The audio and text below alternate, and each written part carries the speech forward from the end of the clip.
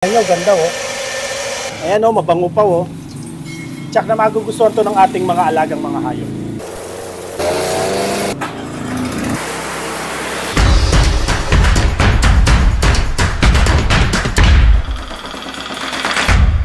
Sa lahat po ng mga mahilig po dyan sa organic farming, ito po yung ating pelletizer machine. Paggawa po siya ng pellet para sa pagkain natin ng ating mga alagang mga hayop. Kagaya po nito ha, meron po tayong napakasustansyang malunggay na pwede po nilang makain sa pamamagitan ng paghahalo po natin ng kaunting mais, darak, ang malunggay.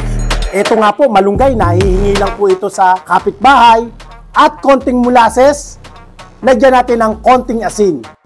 Pakita ko po sa inyo kung paano po ito gumawa yung ating pelletizer machine. Ang ganda ng pagkakagawa. Kulay yellow po siya ng kaunti na mag-green-green. Kasi nga yung green, yun yung malunggay. Yung yellow, yun yung mais. Tingnan nyo, ganda oh. Samahan nyo ako mga kadiskarte, pakainin po natin yung ating mga alaga.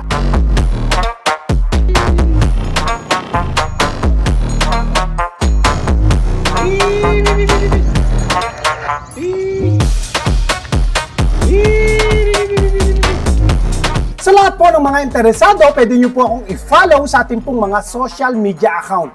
At ang ating cellphone number, naka-flash po dyan sa inyong screen. Ang presyo lang po yan ha, 32,000 lang po yan pagka electric, pelletizer, at pagka po gasoline operated na ang makina ay Briggs & Stratton, 34,000 lang po yan. At ang kagandahan niya na, lalo po nating in-improve o pinaganda ang ating pong pelletizer machine. Sa pamamagitan po ng, ginamitan po natin ng differential, tapos eto po oh, tingnan nyo po siya.